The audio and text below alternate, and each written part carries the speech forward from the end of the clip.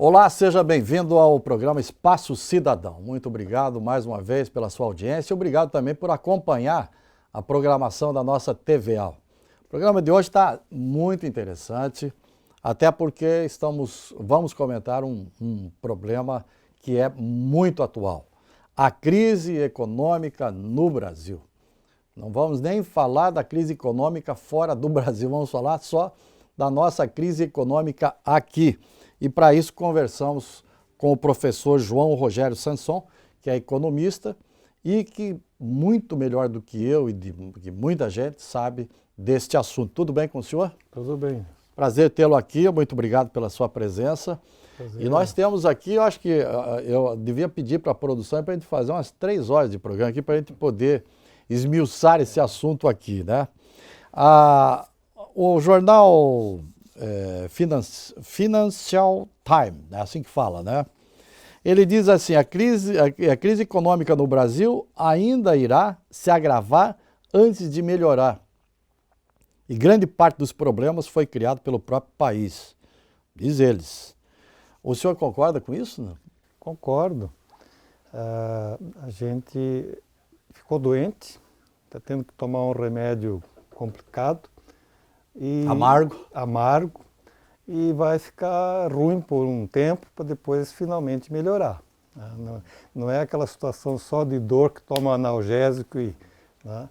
Mas o choque que está sendo dado, esse aumento pesado na taxa de juros, o fato de o governo cortar a despesa, acaba fazendo com que o nível de emprego na economia caia, as empresas deixem de investir e a questão é ver se a gente consegue retomar o crescimento. Então, por um tempo, a gente vai ficar devagar. Eu tomo por base a minha região, Joinville. A Whipple cortou o turno da noite. A Tupi está dando férias para os funcionários.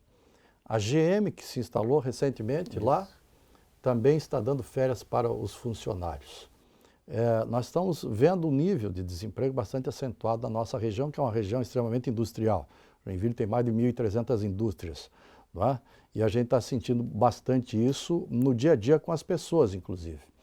Ninguém, assim, o chamado povão, e eu me incluo nele, entende muito desses IPCA, o PIB, essas coisas todas. Mas entende quando a coisa começa a ficar feia mesmo, é quando perde o emprego, quando vai no mercado fazer compra, o dinheiro que dava para fazer a compra agora não está dando mais, ou o que ganha no final do mês não está dando para pagar todas as contas.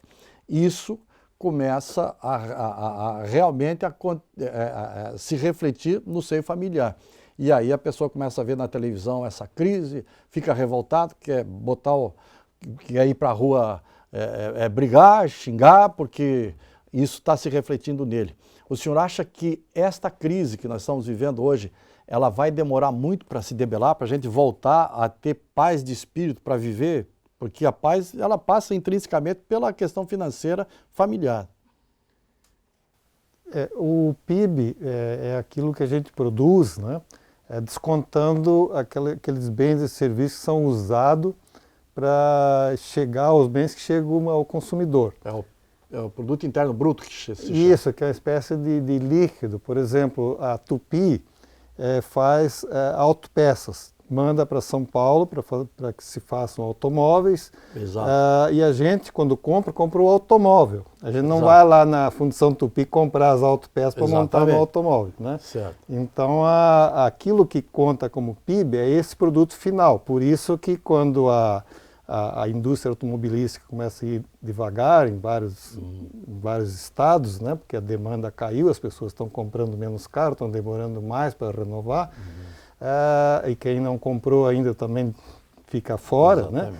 Então, aí essas fábricas compram menos da Tupi e a Tupi acaba diminuindo a sua produção e isso tem impacto sobre o nível de emprego ali na região. Exatamente. Né? Isso, a tendência é piorar. Eu não trabalho com modelos que façam simulações para fazer previsão, Mas pelo que eu tenho lido de previsões de especialistas e de órgãos internacionais, a gente vai ter essa situação grave por pelo menos mais um ano. É o que o ministro diz, com possibilidade de ficar mais tempo ainda. Né? É o que o ministro da Economia diz, né? Que nós próprio temos que ministro. passar esse ano sofrendo bastante para o ano que vem a gente estar bem. Isso. Mas os setores não estão entendendo muito bem, assim, principalmente a população que está sofrendo as consequências disso, né? A questão é como motivar as empresas a voltarem a investir e como motivar os consumidores a voltarem a comprar num ritmo maior do que hoje. Mas, Né?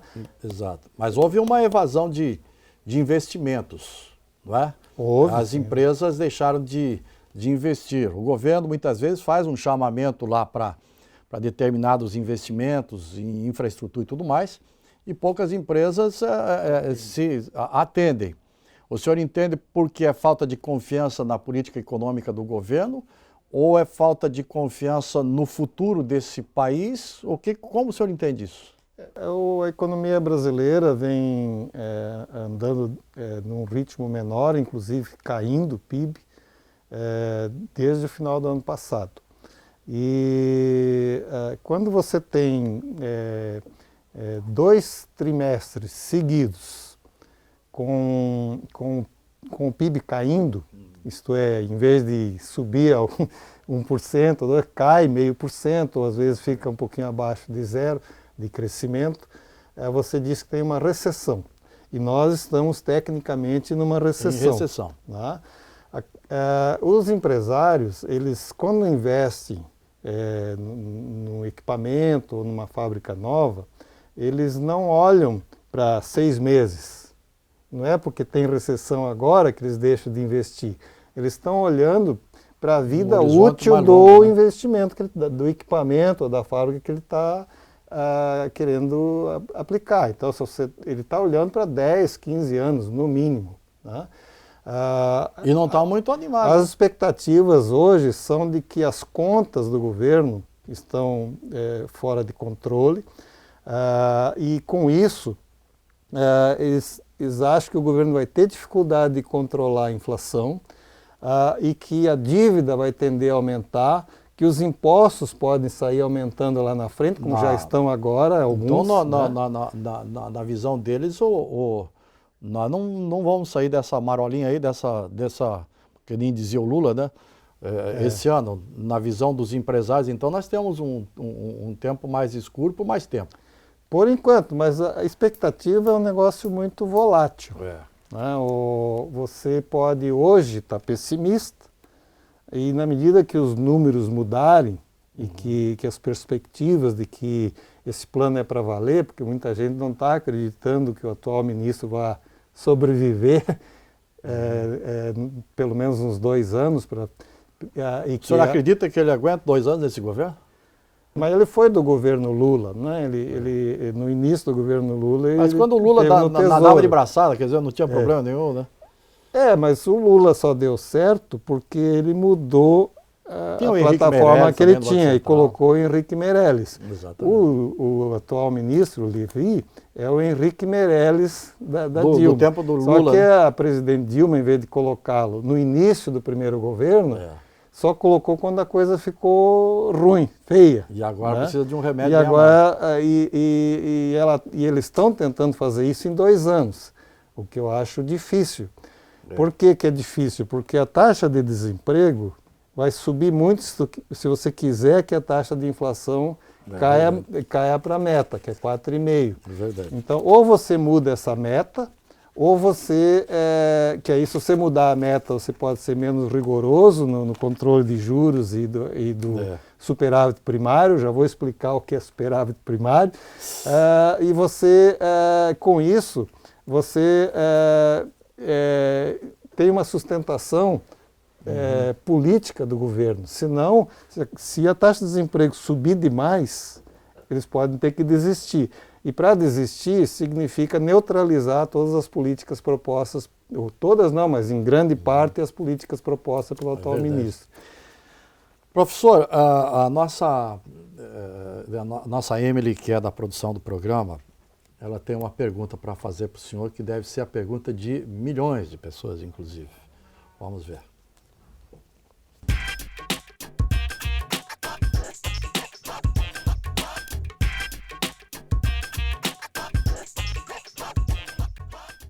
Mesmo a economia brasileira atravessando esse período difícil, o setor imobiliário não para de trabalhar.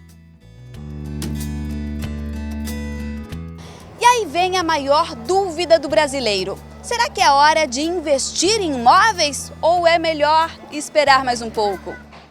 Essa pergunta que a Emily está fazendo, ela tem muito a ver com muita gente que tinha o seu dinheirinho na poupança, que tinha seu dinheirinho investido em alguma outra coisa no banco e que está pensando em tirar esse dinheiro para comprar um apartamento ou comprar um terreno, alguma coisa assim. É a hora de fazer isso?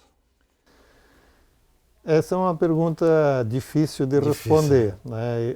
O que eu diria é o que a pessoa deve olhar, né? Cada situação é especial, né? Você pode ter uma urgência em comprar um imóvel. Você pode já ter um imóvel e querer comprar para investimento. É para efeito de investimento, né? seria, né? Então, é complicado isso? É complicado dizer se deve ou não, mas a pessoa pode olhar o seguinte, tem sites na internet que mostram como é que está a curva de valorização dos imóveis. Então você sabe se, até tem por bairros, né, nas cidades maiores. Mas o mercado está desaquecido, né? Ele está aumentando menos que a inflação, mas não começou a cair. Né? Quando você pega a média de todos os imóveis anunciados, pelo preço anunciado, o preço médio ele está subindo menos que a inflação. Então já ficou melhor para comprar hoje do que há 1 ou 2 anos, mas não começou a cair. Né? Tem gente que acha que vai cair, mas esse tipo de mercado, se houver muito risco na economia, se lá na frente a economia ficar muito complicada, e a crise piorar, é possível que as pessoas saiam das aplicações financeiras e voltem para os imóveis. E aí, então, fica difícil bem objetivo. Eu tenho um dinheiro no banco, é preferível que ele fique por lá mesmo, ou o senhor entende que eu poderia fazer como economista, o senhor entende que eu deveria fazer uma pesquisa para ver a possibilidade de investir no imóvel? Bem objetivo. Eu acho que sim. Fazer a pesquisa, sim. Se deve comprar ou não é uma decisão pessoal, né? Mas orientado por um economista, né? Alguém que entende se tiver alguém mercado, que preste, né, consultoria, tem. O senhor trabalha com consultoria, né? Mas não desse tipo. Ah, é? Eu já ia fazer uma consulta. Tá bom. Nós vamos a um rápido intervalo aqui, já voltamos a conversar, tá? Já voltamos.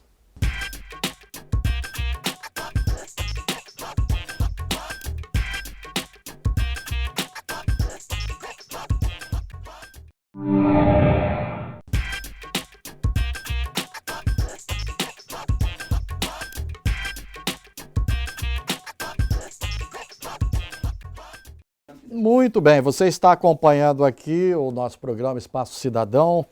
O assunto que estamos tratando hoje é a crise econômica do Brasil e estamos com um simpático professor aqui, João Rogério Sanson, mais conhecido como Sanson, né? Professor Sanson, né? Isso. É um prazer tê-lo aqui. Vamos esclarecer aos nossos telespectadores sobre essas questões que nós, seres comuns, não entendemos muito, de superávit primário, perfil da dívida, crise de cambial, alongamento do perfil da dívida, né? E essas expressões, risco país. O senhor poderia começar pelo superávit primário, por exemplo, assim, em rápidas palavras, só para a gente poder... suponha que você... E tem o déficit e superávit. Suponha que você tenha sua única dívida, seja do cartão de crédito, que é uma dívida com juro pesado, né? E que você, no fim do mês, olhe quanto você ganhou, qual foi o seu salário ou outras receitas, e quanto você gastou em outras coisas menos juros. E você compara um com o outro. Se a receita que você teve no mês, seu salário, for maior do que o que você gastou no mês, sem contar juros, significa que vai sobrar um pouco de dinheiro para pagar parte dos juros, pelo menos. Tá. Então, o superávit primário é essa conta, é o que sobra no fim do mês para o governo, não contando o juro. Aí vai ver quanto ele pode pagar dos juros. Então, se em vez de superávit primário, você tiver déficit primário, isto é, a despesa foi maior do que o que você ganhou e você está aumentando a sua dívida, significa que você vai aumentar a sua dívida por dois motivos. Um, porque você não pagou nada dos juros, e outro, porque ainda colocou dívida em cima. E pelo que eu estou vendo aqui, o ministro da Dilma está prevendo um superávit primário de 1,2% do PIB o ano que vem, né? Então nós, seres normais, já estamos sabendo o que é o déficit e o superávit primário. E a questão do risco país, o que é isso? Risco país é o seguinte: se você tem dívida, digamos você, pessoa física, tiver dívida, você tem uma imagem na praça de bom pagador, mau pagador. Então, se alguém for emprestar dinheiro para te ajudar a pagar essa dívida, ele vai levar isso em consideração. Quanto mais fama você tiver de mau pagador, maior é a taxa de juros que ele vai cobrar. Então, você pega a taxa de juros básica internacional e joga esse acréscimo aí, que é uma taxa de risco. Então, quanto maior a taxa de risco, maior é o juro que você vai ter que pagar. A Grécia, por exemplo, hoje tem uma das maiores taxas de risco do mundo. O Brasil, nos anos 80, era também um dos campeões de taxa de risco. E depois nadou de braçada e esqueceu que tinha que cuidar das contas direitinho, né? Mas se a coisa continuar ruim no Brasil, como está apontando, né, a taxa de risco brasileira pode voltar a aumentar. Aumenta, né?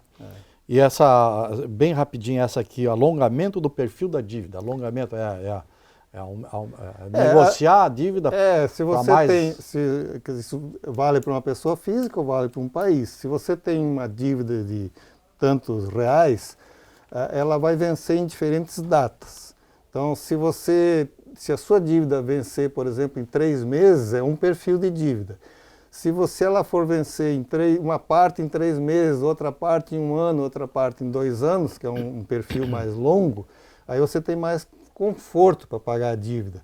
Então, um país busca alongar esse perfil de dívida, mas depende muito de quem aplica na dívida do governo aceitar isso. Então, quando o governo fica com má fama, o que acontece?